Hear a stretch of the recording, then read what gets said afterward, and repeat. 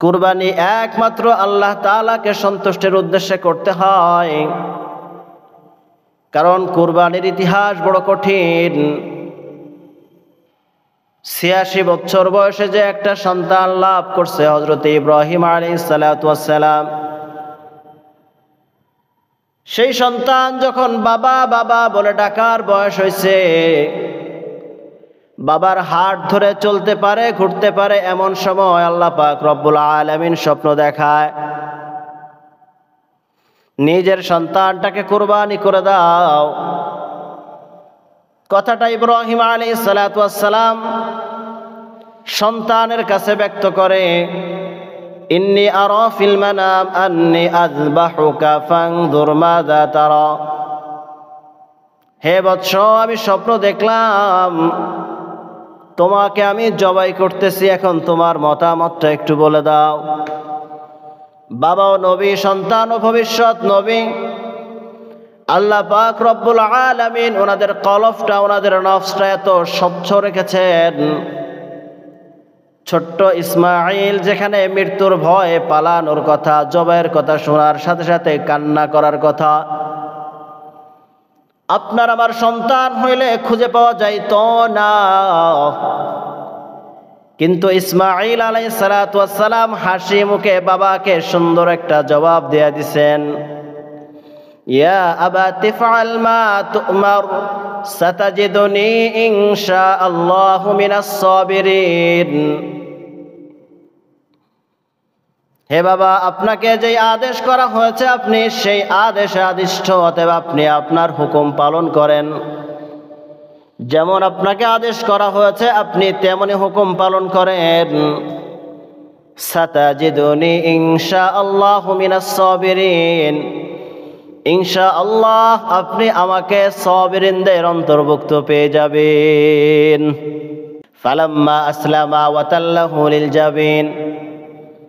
ইব্রাহিম আলাইহিস সালাতু ওয়াস সালাম সব প্রস্তুতি নিয়ে যখন সন্তানকে শোয়া জবাই করার জন্য প্রস্তুত হয়ে গেছে, ওয়া নাদাইনাহু আইয়া ইব্রাহিম, আসমান থেকে ডাক পড়ে গেছে, আ ইব্রাহিম, আ ইব্রাহিম, কদ সাদ্দাকতার রুইয়া, স্বপ্ন যেটা দেখছো সেটা বাস্তবায়ন করছো। ইন্না কাযালিকা নাজজিল মুহসিনিন, ইন্না হাযা লাহুয়াল বালাউল মুবিন। আই মুহসিনদের প্রতিদান এমন, আর এটা তো একদম মাত্র পরীক্ষা ছিল, শুধুমাত্র পরীক্ষা করার উদ্দেশ্য ছিল, আর কোনো কিছু না। আল্লাহ পাক রব্বুল আলামিন পরীক্ষা করছে সন্তানের পরিবর্তে ওয়াফাদাইনাহু বিযিবহিন আযীম, ছুরির নিচে জান্নাতি এক পশুকে আল্লাহ ঢুকায় দিছে। ওখান থেকে পশু কুরবানি করতে হয়। মনে রাখবো, সন্তানকে কুরবানি করা আল্লাহর জন্য যেন তেন কথা নয়। আপনি আমি পশু কুরবানি করি, এটার মধ্যে আপনার আমার গোশতের লোভ থাকতে পারে।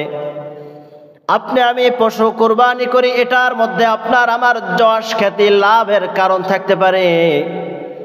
কিন্তু সন্তান কুরবানি করার মধ্যে যেমন কোনো যশ খ্যাতি নাই, তেমন ওটার ভিতরে গোশত খাওয়ারও কোনো লোভ লালসা ভিতরে নাই। বোঝা গেল এটা একমাত্র আল্লাহ তাআলার জন্য হতে হয়। আল্লাহ পাক রব্বুল আলামিনের জন্য যদি হয় তাহলে এটা কবুল হয়ে যায়। তাই তো আমার আল্লাহ পাক রব্বুল আলামিন পবিত্র কালামের মধ্যে ইরশাদ করেন, কুল ইন্না সলাতি ওয়া নুসুকি ওয়া মাহইয়ায়া ওয়া মামাতি লিল্লাহি রাব্বিল আলামিন। হে নবী, আপনি বলে দেন, আমার নামাজ, আমার কুরবানি, আমার জীবন, আমার মরণ সব কিছু মহান প্রতিপালক রব্বুল আলামিনের জন্য। আপনি আরো বলে দেন, আল্লাহ পাক রব্বুল আলামিন আমাকে কাউসার দান করছে, কাউসার, ইন্না আ'তাইনাকাল কাউসার, আমি তোমাকে হাউজে কাউসার দিলাম।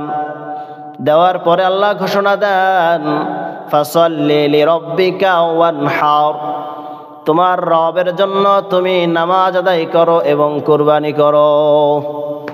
আল্লাহ পাক রব্বুল আলামিনের অশেষ মেহেরবানিতে আমরা পবিত্র জিলহজ মাসে পদার্পণ করেছি, যেই মাস 12 মাসের ভিতরে 4টি মাসকে আল্লাহ শৈশী সম্মানিত করেছেন। জিলকদ, জিলহজ, মুহররম এবং রজব, এই 4 মাসের মধ্যে আবার জিলহজ মাসই বেশি শ্রেষ্ঠ। এই জিলহজ মাসের মধ্যে আবার প্রথম দশক বেশি শ্রেষ্ঠ। প্রথম দশকের মধ্যে আল্লাহ তাআলার কাছে 10ই জিলহজটা বেশি উত্তম। তার মানে এমন একটা মাসে আমরা পদার্পণ করেছি, আর এমন একটা সময় আমরা অতিক্রম করছি যেই সময়টা আল্লাহ তাআলার কাছে অত্যন্ত প্রিয়। মহান আল্লাহ পাক রব্বুল আলামিন এই মাসে আমাদের জন্য বিশেষ কিছু আমল দিয়েছেন। এই 10 দিনের আমলের মধ্যে সবচেয়ে গুরুত্বপূর্ণ বিষয় 2টা। একটা হচ্ছে হজ, আর একটা হচ্ছে কুরবানি। হজ এটা তো সমর্থবান ব্যক্তিরা করবে। আল্লাহ পাক রব্বুল আলামিন বলেন, ওয়ালিল্লাহি আলান নাসি হজ্জুল বাইতি মান ইসতাতা ইলাইহি সাবিলা। যাদের সামর্থ্য আছে তারা যেন আল্লাহ তাআলার জন্য হজ পালন করে। এই সামর্থ্য সবার হয় না, অনেক টাকা পয়সার ব্যাপার, অনেক খরচ হয়ে যায়। কিন্তু আরেকটা আমল 10ই জিলহজে যেটা সবচেয়ে আল্লাহ তাআলার কাছে প্রিয় আমল, সেটা হচ্ছে কুরবানি। এই কুরবানি করার সামর্থ্য আবার অনেক মানুষেরই থাকে হজের তুলনায়। এজন্য আল্লাহ পাক রব্বুল আলামিন এই কুরবানিকে বিশেষভাবে আল্লাহ তাআলার জন্যই করতে বলেছেন।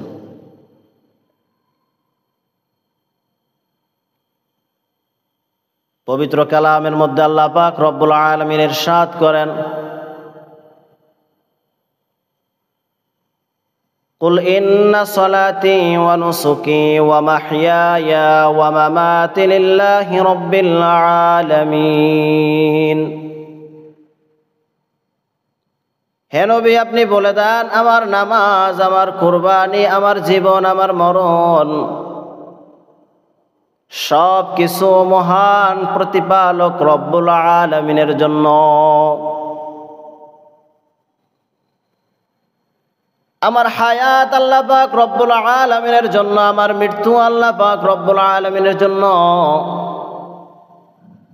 আমি যে নামাজ আদায় করি এটাও রব্বুল আলামিনের জন্য, আমি যে পশু কুরবানি করব সেটাও রব্বুল আলামিনের জন্য।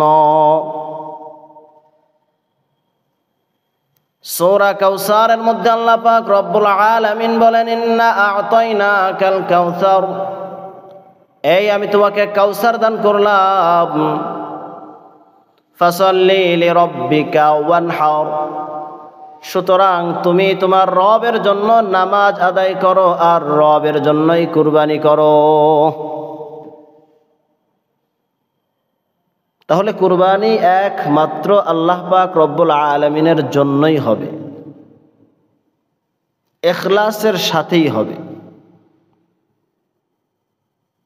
তাকওয়ার সাথেই হবে। যতক্ষণ পর্যন্ত কুরবানি আল্লাহ পাক রব্বুল আলামিনের জন্য হবে না, অতক্ষণ পর্যন্ত ওই কুরবানি আল্লাহর দরবারে কবুল হবে না।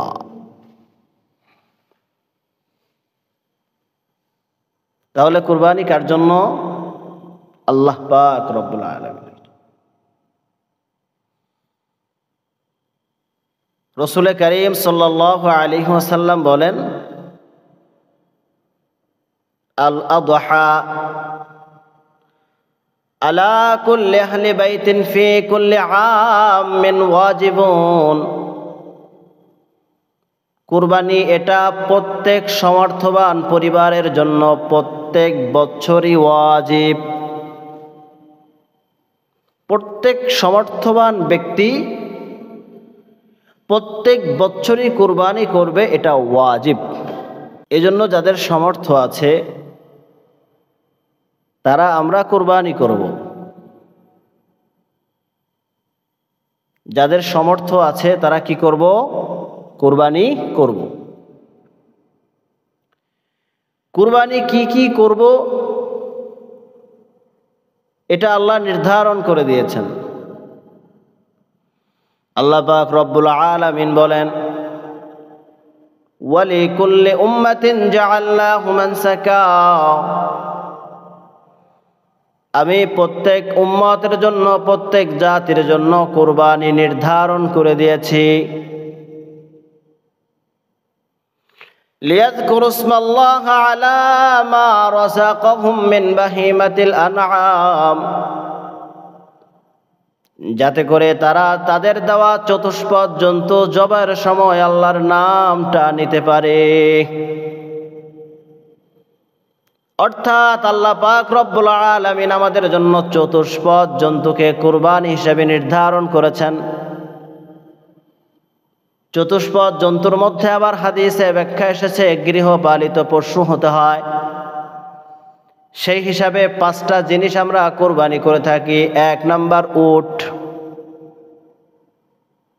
2 নাম্বার গরু, 3 নাম্বার মহিষ, 4 নাম্বার ছাগল, 5 নাম্বার ভেড়া বা দুম্বা। উটের জন্য বয়স হতে হয় 5 বছর, গরু আর মহিষের জন্য বয়স হতে হয় 2 বছর, ছাগলের জন্য 1 বছর, ভেড়ার জন্য 1 বছর, দুম্বার জন্য 1 বছর। কিন্তু যদি দুম্বা 6 মাস বয়সী হয় আর 1 বছরের মতো দেখা যায়, তাহলে ওইটা দ্বারাও কুরবানি করা যায়, তাতে কোনো সমস্যা নাই। তাহলে আল্লাহ কুরবানির পশু নির্ধারণ করেছেন চতুষ্পদ জন্তু। এটা আবার গৃহপালিত হইতে হয়। কয়টা পশু কুরবানি করা যায়? উট, গরু, মহিষ, ছাগল, ভেড়া, দুম্বা, এই পশুগুলো দ্বারা কুরবানি করা যায়। কুরবানি একমাত্র আল্লাহ তাআলাকে সন্তুষ্টির উদ্দেশ্যে করতে হয়, কারণ কুরবানির ইতিহাস বড় কঠিন। 86 বছর বয়সে যে একটা সন্তান লাভ করছে হযরত ইব্রাহিম আলাইহিস সালাতু ওয়াস সালাম, সেই সন্তান যখন বাবা বাবা বলে ডাকার বয়স হয়েছে, বাবার হাত ধরে চলতে পারে, ঘুরতে পারে, এমন সময় আল্লাহ পাক রব্বুল আলামিন স্বপ্ন দেখায়, নিজের সন্তানটাকে কুরবানি করে দাও। কথাটা ইব্রাহিম আলাইহিস সালাতু ওয়াস সালাম সন্তানের কাছে ব্যক্ত করে, ইন্নী আরা ফিল মানাম আন্নী আযবাহুকা ফানজুর মাযা তারা, হে বৎস, আমি স্বপ্ন দেখলাম তোমাকে আমি জবাই করতেছি, এখন তোমার মতামতটা একটু বলে দাও। বাবাও নবী, সন্তানও ভবিষ্যৎ নবী। আল্লাহ পাক রব্বুল আলামিন ওনাদের কলবটা, ওনাদের নফসটা এত স্বচ্ছ রেখেছেন। ছোট্ট ইসমাঈল যেখানে মৃত্যুর ভয়ে পালানোর কথা, জবাইয়ের কথা শোনার সাথে সাথে কান্না করার কথা, আপনার আমার সন্তান হইলে খুঁজে পাওয়া যাইতো না। কিন্তু ইসমাঈল আলাইহিস সালাতু ওয়াস সালাম হাসি মুখে বাবাকে সুন্দর একটা জবাব দিয়ে দিছেন, ইয়া আবাতি ফাআল মা তু'মার সাতাজিদুনি ইনশাআল্লাহু মিনাস সাবিরিন। হে বাবা, আপনাকে যেই আদেশ করা হয়েছে আপনি সেই আদেশে আদিষ্ট, অতএব আপনি আপনার হুকুম পালন করেন। যেমন আপনাকে আদেশ করা হয়েছে আপনি তেমনি হুকুম পালন করেন। সাতাজিদুনি ইনশাআল্লাহু মিনাস সাবিরিন, ইনশাআল্লাহ আপনি আমাকে সাবিরিনদের অন্তর্ভুক্ত পেয়ে যাবেন। সুবহানাল্লাহ। এত ত্যাগ তিতিক্ষা, এত ত্যাগ স্বীকারের পরে কুরবানি। ফালাম্মা আসলামা ওয়া তাল্লাহু লিল জাবিন।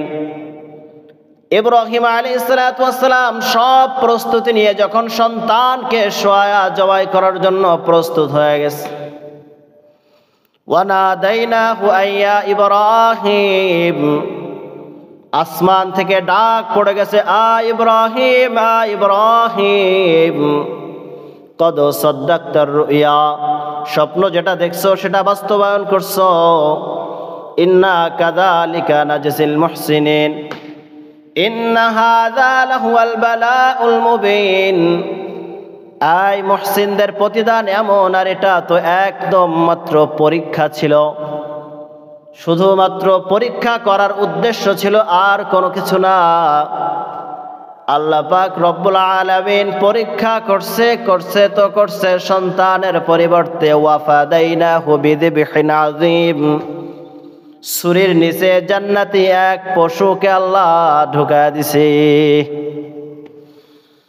ওখান থেকে পশু কুরবানি করতে হয়। মনে রাখবো, সন্তানকে কুরবানি করা আল্লাহর জন্য, যেন তেন কথা নয়। আপনি আমি পশু কুরবানি করি, এটার মধ্যে আপনার আমার গোশতের লোভ থাকতে পারে। আপনি আমি পশু কুরবানি করি, এটার মধ্যে আপনার আমার যশ খ্যাতি লাভের কারণ থাকতে পারে। কিন্তু সন্তান কুরবানি করার মধ্যে যেমন কোনো যশ খ্যাতি নাই, তেমন ওটার ভিতরে গোশত খাওয়ারও কোনো লোভ লালসা ভিতরে নাই। বোঝা গেল এটা একমাত্র আল্লাহ তাআলার জন্য হতে হয়। আল্লাহ পাক রব্বুল আলামিনের জন্য যদি হয় তাহলে এটা কবুল হয়ে যায়। তাই তো আমার আল্লাহ পাক রব্বুল আলামিন পবিত্র কালামের মধ্যে ইরশাদ করেন, কুল ইন্না সলাতি ওয়া নুসুকি ওয়া মাহইয়ায়া ওয়া মামাতি লিল্লাহি রাব্বিল আলামিন। হে নবী, আপনি বলে দেন, আমার নামাজ, আমার কুরবানি, আমার জীবন, আমার মরণ সব কিছু মহান প্রতিপালক রব্বুল আলামিনের জন্য। আপনি আরো বলে দেন, আল্লাহ পাক রব্বুল আলামিন আমাকে কাউসার দান করছে, কাউসার, ইন্না আ'তাইনাকাল কাউসার, আমি তোমাকে হাউজে কাউসার দিলাম। দেওয়ার পরে আল্লাহ ঘোষণা দেন, ফাসাল্লি লিরাব্বিকা ওয়ানহার, তোমার রবের জন্য তুমি নামাজ আদায় করো এবং কুরবানি করো। কুরবানি এটা একমাত্র রবের জন্য হতে হয়, একমাত্র রব্বুল আলামিনের সন্তুষ্টির উদ্দেশ্যেই হতে হয়। এর বাহিরে যদি কুরবানি হয় তাহলে সেই কুরবানি আল্লাহর দরবারে পৌঁছায় না। এই জন্য যারা কুরবানি করব, সবাই আমরা আল্লাহ পাক রব্বুল আলামিনকে খুশি করার জন্য করব। গোশত খাওয়ার কোনো লোভ ভিতরে থাকবে না, যশ খ্যাতির কোনো লোভ ভিতরে থাকবে না, সামাজিকতার রক্ষার্থে কুরবানি করব না, মানুষ আমাকে ভালো বলবে এজন্য কুরবানি করব না, বিআইকে দেখানোর জন্য কুরবানি করব না, ভোটে দাঁড়ানোর জন্য কুরবানি করব না, ওলিমা অনুষ্ঠানকে উদ্দেশ্য করেও কুরবানি করব না, বরং কুরবানি হবে একমাত্র আল্লাহ তাআলার জন্য। আর যদি আল্লাহ তাআলার জন্য এই কুরবানিটা হয়, তো রাসূলুল্লাহ সাল্লাল্লাহু আলাইহি ওয়াসাল্লাম বলেন, মা আমালু ইবনু আদম আহাব্বু ইলাল্লাহি ইয়াওমান নাহার মিন ইহরাকিদ দাম।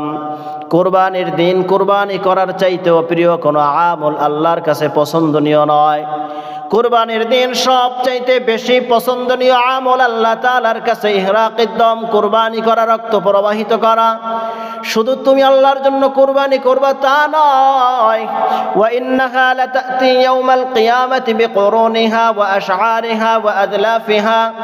যেই পশুটা তুমি আল্লাহ পাক রব্বুল আলামিনের জন্য কুরবানি করছো, ওই পশু কাল হাসরের ময়দানে তার খোরাগুলো নিয়ে হাজির হয়ে যাবে, শিংগুলো নিয়ে হাজির হয়ে যাবে, শরীরের পশমগুলো নিয়ে হাজির হয়ে সবগুলো মিজানের পাল্লায় তুলে দিবে।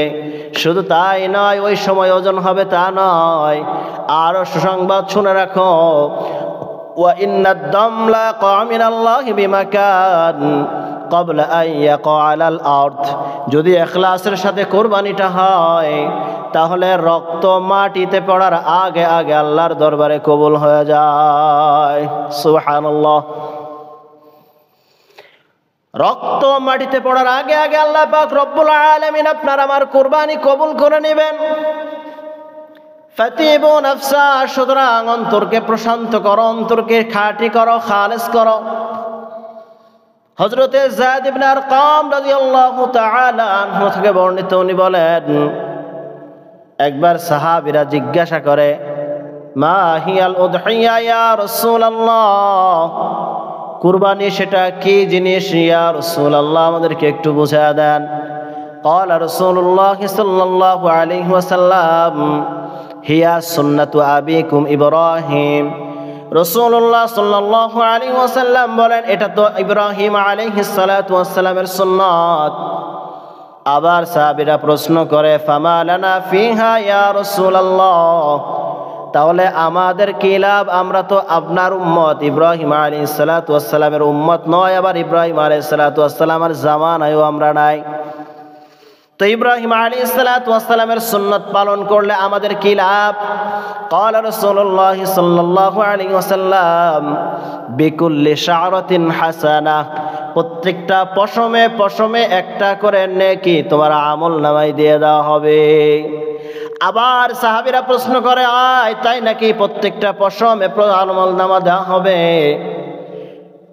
সাহাবীরা প্রশ্ন করে আবার, ওয়াসসুফ ইয়া রাসূলুল্লাহ, তাহলে যদি দুম্বা কুরবানি করি তাহলে কি হবে? ক্বালা রাসূলুল্লাহ সাল্লাল্লাহু আলাইহি ওয়াসাল্লাম, আসসুফ বিকুল্লি শা'রাতিন হাসানাহ, দুম্বার ক্ষেত্রেও প্রত্যেকটা পশমে পশমে একটা করে নেকি দিয়ে দেওয়া হবে। দুম্বার ক্ষেত্রেও প্রত্যেকটা পশমে পশমে নেকি দেওয়া হবে। তাহলে কুরবানি যদি ইখলাসের সাথে হয় তাহলে কত সুন্দর, কত ফজিলত। আপনি আমি গোশত খাবো, এমনকি আপনাকে আমাকে গোশত আল্লাহ খেতে বলেছেন, ফাকুলু মিনহা, এখান থেকে তোমরা খাও। শুধু খেতে বলেছেন, একান্ত করেন নাই, বরং আল্লাহ পাক রব্বুল আলামিন তার রাহে কুরবানির পশুর গোশত আপনাকে আমাকে খাওয়াবেন বিধায় কুরবানির পরের 3 দিন রোজা রাখা হারাম করে দিয়েছেন। যেটা আমার মেহমানদারির দিন, আমি মেহমানদারি করাই, অতএব এই 3 দিন কেউ রোজা রাখতে পারবে না। কত দয়ালু, সওয়াব দিয়ে দিচ্ছেন। কুরবানির পশুর অতিরিক্ত অংশ, যেটা খুরা, শিং, পশম আমাদের কোনো কাজে লাগে না, ফেলে দিচ্ছি, ওটাকেও মিজানের পাল্লায় তুলে দিচ্ছেন। আবার ইখলাসের সাথে যদি কুরবানি হয় তো রক্ত মাটিতে পড়ার আগে আগে আল্লাহ কবুল করে নিচ্ছেন, আবার পশমে পশমে সওয়াব দিয়ে দিচ্ছেন। সুবহানাল্লাহ। এই জন্য প্রত্যেকে ইখলাসের সাথে কুরবানি করব। শরিকদার যারা আছি, আরেকজনকে শিরকাতে নিচ্ছি, সাবধান, বড় গরুতে শরিক থাকবে এবার, এই আশায় কুরবানি নষ্ট করা যাবে না, বরং ইখলাসের সাথে আল্লাহ তাআলার জন্য কুরবানি করতে হবে। হোক না সেটা একটা ছাগল মাত্র, বড় গরু শর্ত নয়, আল্লাহর সন্তুষ্টি শর্ত। এখন যদি বড় গরুর আশা করি আর সন্তুষ্টি না পাওয়া যায় তাহলে এই গরুতে কোনো লাভ নাই। এজন্য খুব সাবধান, ইখলাসের সাথে কুরবানি করা, খুলুসিয়াত পয়দা করা কুরবানির মধ্যে। আল্লাহ তৌফিক দান করুন। তো বলছিলাম, ইখলাসের সাথে কুরবানি করলে আল্লাহ এত এত ফায়দা দিবেন। আর কুরবানি যদি না করি, ওয়াজিব হয়ে গেছে কিন্তু কুরবানি করি নাই, এটা কতটা জঘন্য কাজ একটু বুঝে দেখেন।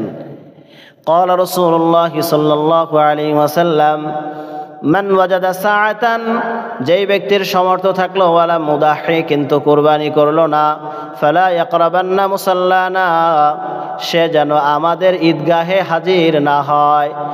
যেই রাসূল সাল্লাল্লাহু আলাইহি ওয়াসাল্লাম নামাজের জন্য তাকিদ দেন, যে রাসূল সাল্লাল্লাহু আলাইহি ওয়াসাল্লাম জামাতে হাজির না হইলে ঘর পুড়িয়ে দেওয়ার হুমকি দেন, যে রাসূল সাল্লাল্লাহু আলাইহি ওয়াসাল্লাম জামাতে হাজির হওয়ার জন্য তাশকিল করতে করতে জীবনটা কাটায় দেন, যে রাসূলুল্লাহ সাল্লাল্লাহু আলাইহি ওয়াসাল্লাম মৃত্যুর অন্তিম সময়ে পা হেঁচড়ায় হেঁচড়ায় জামাতে হাজির হন, সেই রাসূল সাল্লাল্লাহু আলাইহি ওয়াসাল্লাম ঈদের নামাজ আসতে নিষেধ করছেন। কতটা রাগ আর কতটা গুসা হইলে এমন কথা বলতে পারে? বাবা সন্তানকে পালন করে, বাবা সন্তানের জন্য জীবন দিতেও প্রস্তুত, বাবা সন্তানের জন্য রাত জাগে, মাথার ঘাম পায়ে ফেলে সন্তান মানুষ করে। ওই সন্তানের কিছু হইলে সারা রাত বাবা ঘুমায় না, মা ঘুমায় না, কিন্তু সন্তান মাঝে মাঝে এমন কাজ করে যে বাবা এটা বলতে বাধ্য হয়, যা যা দূর হয়ে যা, এই বাড়িতে তুই আর আসবি না, তুই যেন আমার চোখের সামনে আর পড়বি না, যা যা, তোকে যেন আর না দেখি। এটা অনেক কষ্ট পেয়েই বলে। রাসূলুল্লাহ সাল্লাল্লাহু আলাইহি ওয়াসাল্লাম এরকম এত কষ্ট পান, ঈদগাহের ময়দানে আসলে দেখা হবে বলে দিছে তুই আসিস না, কারণ তোর উপরে কুরবানি ওয়াজিব হলো কিন্তু কুরবানি করলি না। আরেকটা কারণ হলো এই দিনের সবচাইতে প্রিয় আমল আল্লাহ তাআলার কাছে কুরবানি, সবচাইতে প্রিয় আমল আল্লাহ তাআলার কাছে কুরবানি, সেটাই যখন করলি না তো তোরা আর ঈদগাহে আসার দরকার কি? এজন্য কুরবানি করব, অবশ্যই অবশ্যই কুরবানি করব।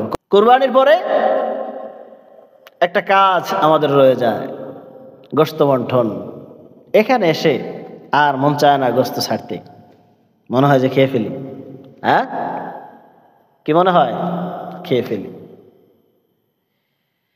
আল্লাহ পাক রব্বুল আলামিন বলেন, যখন তোমাদের কুরবানির পশু স্তব্ধ হয়ে যায়, ফাকুলু মিনহা, তোমরা এখান থেকে খাও। শুধু নিজে খাও তা নয়, ওয়া আতইমুল বাঈসাল ফকির, আহত দরিদ্র মানুষদেরকেও খাওয়াও। তুমি নিজে খাও, হত দরিদ্র মানুষদেরকেও খাওয়াও। অপর আয়াতে আল্লাহ পাক রব্বুল আলামিন বলেন, ফাকুলু মিনহা ওয়া আতইমুল কানিআ ওয়াল মু'তাররা, যারা প্রতিবেশী আছে, চাইতে পারে না এমন ব্যক্তিদেরকেও তোমরা খাওয়াও, যারা চাইতে পারে তাদেরকেও খাওয়াও। এই অনুযায়ী তিনটা ভাগ করা হয়েছে। একটা হলো নিজের জন্য, একটা প্রতিবেশীর জন্য, আত্মীয় স্বজনের জন্য, আর একটা হচ্ছে হত দরিদ্র গরিব মানুষের জন্য। এই তিনটা ভাগ আমরা সমাজে করে থাকি, কিন্তু সমাজে করার পরে কিছু কিছু সমাজে তো এটা সুন্দর বন্টন। এক হলো গরিবদের জন্য যেটা দেয় সেটা গরিবদের জন্যই দিয়ে দেয়, আর নিয়ে আসে না। আর কিছু কিছু সমাজ এটা মনে করে যে আমরা ওখানে করব, সবাই মিলেমিশে মহাব্বতের ভিত্তিতে গোশতটা বন্টন করে এনে সবাই ভাগ করে খাবো। চিন্তাধারা তো সুন্দর যে সবাই মিলেমিশে, কিন্তু বাস্তবতা হলো যেটা আমরা গরিবদের জন্য একবার দিয়ে দেই, আমরা যদি আবার ওটা বন্টন করে নিয়ে আসি তাহলে গরিবের হকটাই জানি আবার বাড়িতে ফিরে আসে। আমি দিলাম, আবার নিয়ে আসলাম, কি লাভ হলো? আজকে হয়তো আমি 1 কেজি 2 কেজি গোশত কম খাবো, কিন্তু আপনার আমার উসিলায় তো আমার গরিব মানুষরা খেতে পারবে, অসহায় মানুষরা খেতে পারবে। আমার কিছু ভাই সারা বছর গোশত খাইতে পারে না, কিছু ভাই তাদের বাচ্চাদের খাওয়াইতে চায় কিন্তু খাওয়াইতে পারে না, এমন ভাইদেরকেও তো খাওয়ানো দরকার। একটা সুযোগ আসছে, আমরা দিয়ে দেই, না নিয়ে আসি।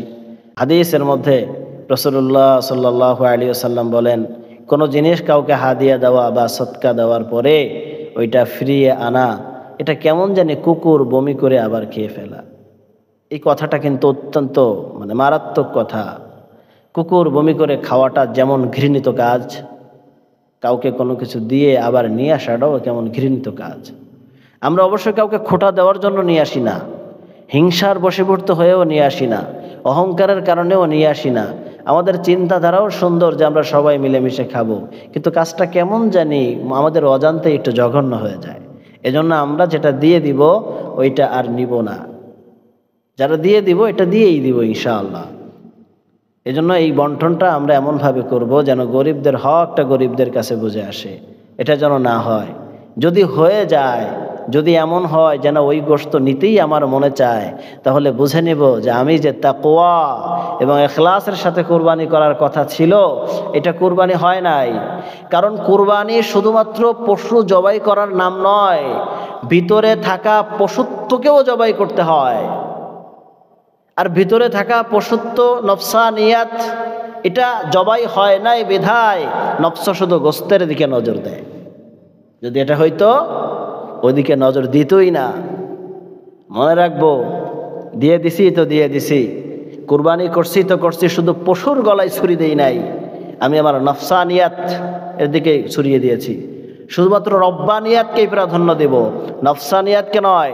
নফসানিয়াতকে কুরবানি করার নামই কুরবানি। ইব্রাহিম আলাইহিস সালাতু ওয়াস সালামকে আল্লাহ তাআলা পরীক্ষা করতে চেয়েছিলেন, নফস কি চায়। 86 বছর বয়সে একটা সন্তান দিলাম, এই বয়সে আবার সেই সন্তানকে ছোট্টবেলায় একটা পরীক্ষা নিলাম মরুর বুকে ফেলে রেখে। আবার যখন সন্তান বাবা বাবা বলে ডাকতে শিখছে, বাবার হাত ধরে ঘুরতে শিখছে, ফালাম্মা বালাগা মাআহুস সা'য়া, যখন সে চলাফেরার বয়সে উপনীত হয়ে গেছে, এই সময় আল্লাহ পাক রব্বুল আলামিন আবার পরীক্ষা করছে, দেখি কি বলে। সন্তানের প্রতি এখন মহব্বত তো আরও গাঢ় হয়েছে। এই বুড়া বয়সেও ছোট্ট একটা বাচ্চা আব্বা আব্বা বলে ডাকে, বাবা বাবা বলে ডাকে, কত মহব্বত, কত ভালোবাসা আরও গাঢ় হয়েছে। ইব্রাহিমের আরও একটা পরীক্ষা নেই, দেখি তার নফসানিয়াতকে প্রাধান্য দেয় নাকি রব্বানিয়াতকে প্রাধান্য দেয়। ইব্রাহিম আলাইহিস সালাতু ওয়াস সালাম কিন্তু নফসানিয়াতকে কুরবানি করতে সক্ষম হয়েছেন, আর ওটাকেই আল্লাহ পাক রব্বুল আলামিন আমাদের জন্য নিদর্শন বানিয়েছেন। ওয়া তারাকনা ফিল আখিরিন, ওইটাই পরবর্তীদের জন্য আল্লাহ রেখে গিয়েছেন আমাদের জন্য। ওটাকেই আল্লাহ পাক রব্বুল আলামিন নিদর্শন স্বরূপ রেখেছেন যে তোমরাও প্রত্যেক বছর কুরবানি করবা। শুধু পশু জবাই নয়, নফসানিয়াত জবাই। গোশতের লোভ ছাড়তে পারি না, তার মানে নফসানিয়াতকে কুরবানি করতে পারি নাই।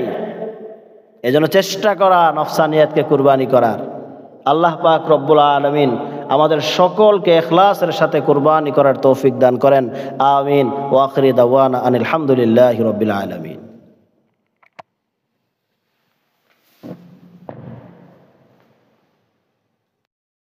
শুটিং ডান।